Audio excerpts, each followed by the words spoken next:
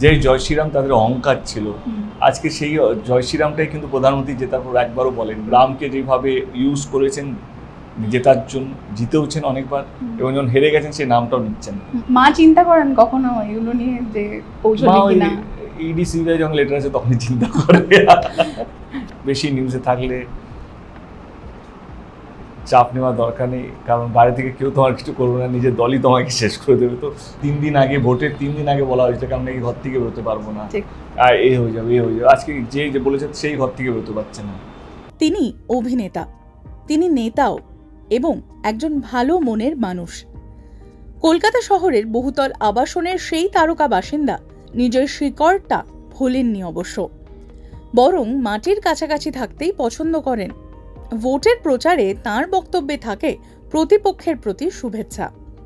তৃণমূলে থেকেও রামনবমীর মিছিলে কখনো জয় শ্রীরাম ধ্বনি দেন নির্দ্বিধায়, আবার কখনো কেউ তাঁকে দেখে জয় শ্রীরাম বলে উঠলে বুকে জড়িয়ে ধরেন। 10 বছর সংসদীয় রাজনীতিতে থেকে আজও সৌজন্যের রাজনীতিতেই বিশ্বাসী তিনি বাংলা ছবির সুপারস্টার দেব। ঘাটাল লোকসভা কেন্দ্রে তৃতীয়বার জেতার পর প্রতিশ্রুতি পূরণে পৌঁছলেন ঘাটালে। সঙ্গী আনন্দবাজার অনলাইন। রাজনীতি, সিনেমা, ব্যক্তিগত জীবন আর আগামী দিনের পরিকল্পনা নিয়ে ঘাটালে বসেই আড্ডা জমালেন দীপক অধিকারী। স্বাগত তোমাকে আনন্দবাজার অনলাইনে, এবং অনেক অনেক ঘাটালে আসার জন্য থ্যাংক ইউ। এবং বলো, মানে আজকে জেতার পর এখানে এলে ফার্স্ট টাইম, এবং জেতার দিনে এসেছিলাম। 4 দিনই হয়েছে, মানে 1 সপ্তাহের মধ্যে প্রথম প্রতিশ্রুতিটাকে কি বলবো রাখা, এবং যেটা আমরা বলেছিলাম যে যতগুলো কাজ, যতগুলো ভোট পাবো ততগুলো কাজ লাগাবো। ইনফ্যাক্ট অনুষ্ঠিত তুমি শুনলে ভালো লাগবে তোমাকে, এত বেশি আবদার, এত বেশি ডিমান্ড আসছে। এবং কালকে রাত অবধি আমরা ডিসাইড করলাম, আমার যারা পিএ আছে রাম শায়ন, তো তা বলো দাদা এই 8 লক্ষ গাছে হবে না।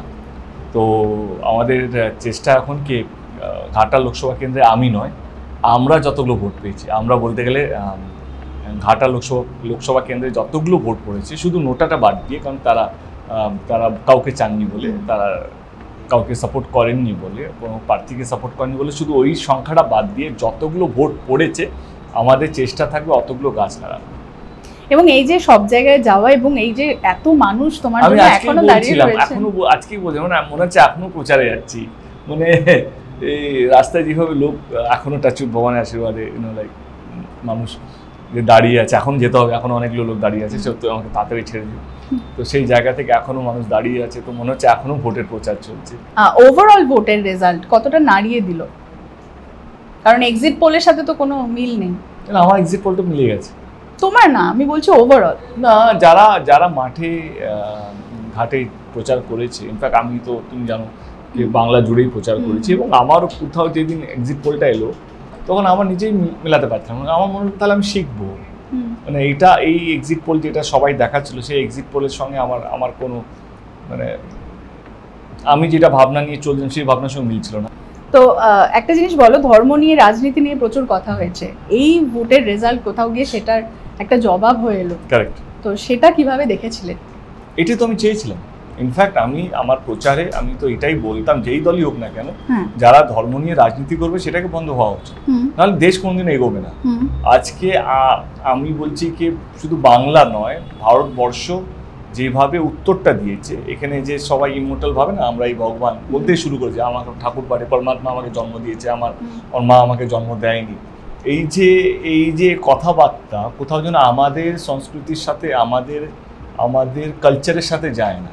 এবং আমরা যেই ভারতবর্ষে বা আমরা যে দেশে বড় হয়েছি, সেই দেশের সাথে এরকম দিস ওয়ে অফ পলিটিক্যালি কি বলবো, মানে মোটিভেটেড বা এই ইস্যুগুলো ভোটের একটা মুদ্রা হতে পারে না। এবং যেই রাম মন্দির বানিয়ে, যে অযোধ্যা বানিয়ে যেটা গর্ব ছিল, সেই অযোধ্যাই আজকে হেরে গেছে। এবং আমাকে আশ্চর্য লাগলো, আমি একটা পলিটিক্যাল স্টেটমেন্ট দিচ্ছি না, যে জয় শ্রীরাম তাদের অহংকার ছিল, আজকে সেই জয় শ্রীরামটাই কিন্তু প্রধানমন্ত্রী জেতার পর একবারও বলেননি, তিনি জয় জগন্নাথ বলছেন। তার মানে এটা তো পরিষ্কার যে রামকে যেভাবে ইউজ করেছেন জেতার জন্য, জিতেওছেন অনেকবার, এবং যখন হেরে গেছেন সেই নামটাও নিচ্ছেন। ইউটিউবারদের প্রভাব রয়েছে বলে মনে হয়? Of course, everything. আজকাল তবে আজকে কি বলবো, আজকে সব কিছু একটা অ্যাক্সেসিবিলিটি আছে, আমরা যতই বলি না কেন ব্রেন ওয়াশ করে দিচ্ছি, যতই আমরা হোয়াটসঅ্যাপ ইউনিভার্সিটি বলি না কেন, বাট ডেফিনেটলি দেশে সোশ্যাল মিডিয়া একটা বিশাল বড়। যেমন আমার মা বস লাইক হার্ড কোর্স শিফট, যেহেতু মা বম্বেতে বা আমরা বম্বেতেই থাকতাম, তারপরে মা শিফট টু বিজেপি, যেহেতু বম্বে শিবসেনা বিজেপি ছিল, কিন্তু সেই মাই বলছে কি না এটা ঠিক হচ্ছে না, সামথিং ইজ নট রাইট, এটা বারবার শুধু হিন্দু মুসলিম আমরা বম্বেতে সবাই একসাথেই থাকি, মানে এখানেও তো আমার অনেকগুলো মুসলিম বন্ধুরা আছে, অনেকগুলো মানে মুসলিম বন্ধু টেকনিশিয়ানসরা আছে আমি চিনি, কারণ ও ভালো টেকনিশিয়ানগুলোকে কাজে নিই, ও হিন্দু বা মুসলমান বলে নিই না, ইজ এ গুড টেকনিশিয়ান, ওর সঙ্গে কাজ করি আমি, বন্ধু তো আলাদা। বাট যেইভাবে ধর্ম নিয়ে বিভাজনটা শুরু হচ্ছে, অ্যান্ড যেভাবে যারা সত্য কথা বলছে, যাদেরকে যেভাবে বন্ধ করে দেওয়া হচ্ছে, যারা ইডি সিবিআই ভয় বা ইনকাম ট্যাক্সের ভয়, তার মধ্যে ইডি সিবিআই আমি নিজেও খেয়ে বসে আছি, তো সেই জায়গা থেকে আমার নামটা যেভাবে জানানো হলো গরুচোর বলে, আজকে তো বাংলার প্রত্যেকটা মানুষ তার জবাব দিয়ে দিল, মানে ঘাটাল লোকসভা কেন্দ্রের মানুষ সবচেয়ে বেশি জবাব দিল, এবং আমি ধন্যবাদ জানাতে চাই ঘাটাল লোকসভা কেন্দ্রে এবং বাংলার মানুষকে পাশে দাঁড়ানোর জন্য। এইবারে তো লড়াইটা কঠিন ছিল, মানে 3 দিন আগে, ভোটের 3 দিন আগে বলা হয়েছিল আমরা এই ঘর থেকে বেরোতে পারবো না, এই হয়ে যাবে আজকে যে বলেছে সেই ঘর থেকে বেরোতে পারছে না। এখন তো প্রায় সবাইকেই ইডি সিবিআই ডাকছে, ইমিডিয়েটলি ঋতুপর্ণা সেনগুপ্তকেও ডেকেছেন, তো কি মনে হয় কোন জিনিসটা তোমাকে সেখানে গিয়ে আনসারগুলো ফেস করা, অনেক ক্ষেত্রে হ্যারাসও করা হয়? অনসব আমি ঋতুদির কেসটা নিয়ে কিছু বলতে পারবো না, কারণ আমি সত্যি কোনো নলেজ নেই ওনার কেসটা, আমি আর নো কমেন্ট। না, আমি ওভারঅল বলছি এই যে ডাকা হয় এবং হ্যারাসমেন্টও হয়, সেক্ষেত্রে নিজেকে ঠিক কিভাবে রাখবে? অন্যের কথাটা বলতে পারবো না, আমি জানি না তারা কি করেছে। আচ্ছা, তুমি যখন গেছিলে তুমি কিভাবে নিজের মানে হয় না একটা মেন্টাল সেটআপও তো থাকে, হ্যারাস করা হয়? প্রথম কথা কি হয়, কেসেসগুলো বোঝা যায় না, নাম্বার তো নাম্বারটা আমার ক্ষেত্রে যেটা আমি জানতাম না আমাকে কোন কেসে ডেকে, তো মোমেন্টে came to now very happy in the sense আমি জানি আমার সঙ্গে কোনো যুক্তি নেই, এবং যখনই ডেকেছে তখনই গেছে, আমি কোনদিন ডেট চাইনি, কোনদিন এটা বলতে হয়নি আমি আজকে ব্যস্ত আছি, আমি আমার শুটিং বন্ধ রেখে গেছি, মাথা উঁচু করে গেছি, মাথা উঁচু করে এসছি আমি, তো যারা চুরি করে তারা তো সব জায়গায় জানবে তারা চোর কি চোর, এবং আমি জানি আমি কিছু করিনি। আচ্ছা, বুমেরাং দেখলে কালকে, তো কেমন লাগলো? ভালো লেগেছে, বেশ ভালো লেগেছে।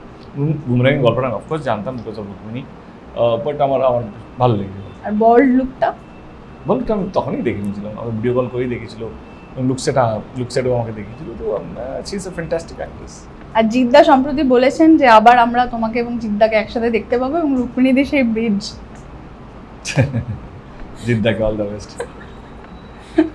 আর তোমার ছবি তো আসছে, এর মাঝখানেই আমি দেখছিলাম একদিন শুটিংও করেছো, তো এই সুইচ অন সুইচ অফটা কিভাবে করছিলে? তো সব কিছু আমার হাতে নেই, এইবার আমি সত্যি ভেবেছিলাম আমি আর দাঁড়াবো না, আমি প্ল্যানও করে নিয়েছিলাম কি, কারণ আমি ওপেনলি মানে জিতে গেছি বলে বলছি না, তো জেতার আগেও যখন আমরা প্রচার করছি বা যখনই মিডিয়ার সামনে, এবার দিদি বা অভিষেক আমাকে কনভিন্স করলো, এবং ঘাটাল মাস্টার প্ল্যান যে ইস্যুগুলো, এখানকার ইস্যু আমার মনে হলো কি যদি দাঁড়াই, আমার দাঁড়ানোতে যদি ইস্যুগুলো যদি সলভ করতে পারি, তো let's give it last chance. এইবারে রাজনীতিটা মানে 10 বছর না, আমি সত্যি কথা বলতে এতটা বুঝিনি, মানে এতটা সিরিয়াসলি নিন ইন দ্য সেন্স কি এটা ভুল হবে, অন্যায় হবে আমার ভোট যারা ভোট দেয় তাদের প্রতি, মানে আমার মনে হয়েছে যে দল আছে, দল করবে, লোক আছে ঘাটালে যারা দায়িত্ববান যারা তারা করবে, কিন্তু এইবারে মনে হলো না, মানুষ দেবকে বেশি বিশ্বাস করে। এবারে আমি না এখান থেকে এই লাস্ট 3 মাসটা যেভাবে মানুষ রাস্তায় নেমেছে, মানুষ যেভাবে আমার প্রত্যাশা রেখেছে, বিশ্বাস করেছে আমার কথাগুলোকে, এবারে আমি সেই কথাগুলো যতক্ষণ না ঠিক মানে যতক্ষণ না সত্যি হয় ততক্ষণ আমি নিজেই শান্তিতে ঘুমোতে পারবো না, মানে আমার কাছে নিজের কাছে একটা চ্যালেঞ্জ, মানে অফকোর্স আমি বিশ্বাস করি দিদি এবং অভিষেক এই ঘাটাল মাস্টার প্ল্যানটা করবে, যতদিন না হচ্ছে ততদিন আমারই শান্তি পাবো না, কোথাও মনে হবে আমি মিথ্যে কথা বলছি। এটা কতটা এফেক্টিভ হয় নেতা কর্মী সকলের জন্য, কারণ মানুষ হিসেবে একজন নিজে আগে এগিয়ে থাকা, রাজনীতি আগে নয়, কি মনে হয় তোমার? এত তো ফিডব্যাক পাও, জানি কখনো এটা বুমেরাং হয়েছে আমার জন্য, কখনো নিজের দলের স্পোক পারসন আমার এগেনস্টে গেছে, কখনো উল্টো হয়েছে, বাট আমার মনে হয় আমি যতক্ষণ এখান থেকে মনে হচ্ছে আমি ভুল করছি, ততক্ষণ এটা আমার কাছে ভুল নয়, মানে আমি যদি কাউকে সম্মান দিই তার মানে আমি আমার দলকে অসম্মান করছি না, আমি যদি কাউকে নিয়ে ভালো কথা বলছি তার মানে এটা নাকি আমি নিজের দলকে নিয়ে খারাপ কথা বলছি। আমার মনে হয় কি আজকে ভদ্রলোক খুঁজছে সমাজে নেতাদের মধ্যে, যেভাবে মেরে চামড়া তুলে নেবো, যেভাবে বিরোধী দলের নেতা যেভাবে কথা বলে, বা যেভাবে আজকে রাজনীতি ভাষাই হয়ে গেছে যে এইটা হচ্ছে ওইটা হচ্ছে, আমার মনে হয় যে আমি নিজে হয়তো আমি রাজনীতি করতে চাই না বলে আমি যেই সমাজটা দেখতে চাই বাইরে থেকে, আমি সেইটাই ভিতর থেকে করতে চাই, ভিতরে থেকে করতে চাই। যে একটা পরিবেশ হবে যেখানে হিন্দু, মুসলিম, সিপিএম, বিজেপি, কংগ্রেস, টিএমসি সবাই একসাথে মিলে একটা ভোট দিতে। যেন আমার বাড়িতে আমি জানি না আমার বাবা কাকে ভোট দেয়, আমি জানি না বোন কাকে ভোট দেয়, তো জিজ্ঞেসও করিনি। আমার মনে হয় এই যে আমি যদি আমার বাড়িতে এই অ্যাটমসফিয়ারটা রাখতে পারি, তো কেন আমি আমার এরিয়া যেখানকার আমি এমপি সেটা আমি রাখতে পারবো না। আর সম্প্রতি সোহমদার একটি ছবি ভাইরাল হয়েছে যেখানে মানে তুমি যেহেতু সৌজন্যের রাজনীতিতে সবসময় বিশ্বাস করো, এটা দেখে তোমার কি রিয়াকশন? নিজেও ফোন করে ছেড়েছিল, মানে I don't support this. Soham আমার খুব ভালো বন্ধু, ছোটো ভাইয়ের মতো, বাট ভাই বলে আমার মনে হয় কি সোহম নয়, মানে যে কোনো লেভেলে কর্মী হোক, যে কোনো মানুষ হোক, আমার মনে হয় কি এটা অন্যায়, এটা হওয়া উচিত নয়। এবং এর মধ্যে দলের কোনো কিছু ইটস হিজ ক্যারেক্টার, মানে এটা দল কোনোদিনও, আমিও দল জনপ্রতিনিধি এবং আমিও এমপি, এবং দল কোনোদিন আমাকে সেই পাওয়ারটা দেয়নি যে তুমি যা ইচ্ছে তাই করো। আর রেজাল্টের পরে হিরণ একটা ভিডিও করেছিলেন এবং ওখানে যারা ইনজোর্ড তাদের নিয়ে, এবং তোমার উদ্দেশ্যে একটা বার্তা ছিল, তুমি কি কোনো উত্তর দিয়েছো বা কিছু দিতে চাও? যেভাবে ও কথাবার্তা বলতো, কে আমি মেরে হাড় ভেঙে দেবো, করে দেবো, মানে মহিলাদেরকে বলা হয় যে বটি জানেন তো, হ্যাঁ বটি, কাঠারি নিয়ে বেরো, ঝাঁটা নিয়ে বেরো, ওই অঞ্চল সবাই মেরে ঘর থেকে তাড়াতে হবে। এসডি অফিসে বলছে চমকিয়ে দেবো, ধমকিয়ে দেবো, না বেরিয়ে যেত, আমি এলে তোমাদেরকে দেখিয়ে দেবো, পুলিশের সঙ্গে মারপিট করছে। এভাবে এই নেতাগুলো যখন এই গরম গরম কথাগুলো বলে, তখন তাদের কর্মীরা উত্তেজিত হয়। এবং ভোটের দিনে আমার অনেকগুলো কর্মীর মাথা ফাটিয়ে দেওয়া হয়েছিল এই ঘাটলে। এবং আমার কাছে যখন খবর আসে, আমি একজনও কেউ এটা পাল্টা করবে না, সেই দিন থেকে আজ অব্দি কিছু হয়নি। কিন্তু আজকে যখন হচ্ছে কোথাও যেন এই যে হিরণবাবুর যে কথাবার্তার সময় যখন প্রচার করতেন, তখন যে গরম গরম ডায়লগবাজি দিয়ে নিজের কর্মীদেরকে দিয়ে আমাদের কর্মীকে মেরেছিলেন বা অত্যাচার করেছিলেন, এবং তার তো একটা পাল্টা থাকবে। আমি অন্তত ঘাটালে এই অশান্তি চাই না। আমি চাই না কে তোকে পাওয়ার না খুব টেম্পোরারি, আজকে আমি পার, কালকে আমি হেরেও যেতে পারি, অন্য কেউ আসবে। তো এইটা নয় কি আজকে আমি পাওয়ারফুল আছি বলে আমি মারবো না, কালকে যে মারবে তাকে মার খাওয়ার জন্য তৈরি থাকতে হবে, এটাই পৃথিবীর নিয়ম। মা চিন্তা করেন কখনো এগুলো নিয়ে যে পৌঁছবে কিনা? ইডিসিবিআই যখন লেটার আছে তখনই চিন্তা করবে না, মানে অবভিয়াসলি মানে দলে থেকে তাদের কখনো কখনো যখন তুমি তোমার যে যা পছন্দ হয়নি তুমি মুখের উপর বলেছো। মা বাবা একটু প্রচুর নিউজ ভক্ত তো, মানে সারাক্ষণ নিউজে থাকে, তো এর বেশি আমাকে দেখালেন বলি, আমাকে বেশি দেখালে আমার সমস্যা আছে, তো এসব আজকে তোকে এইটা দেখবেন না, আমার খারাপ দিন আসছে।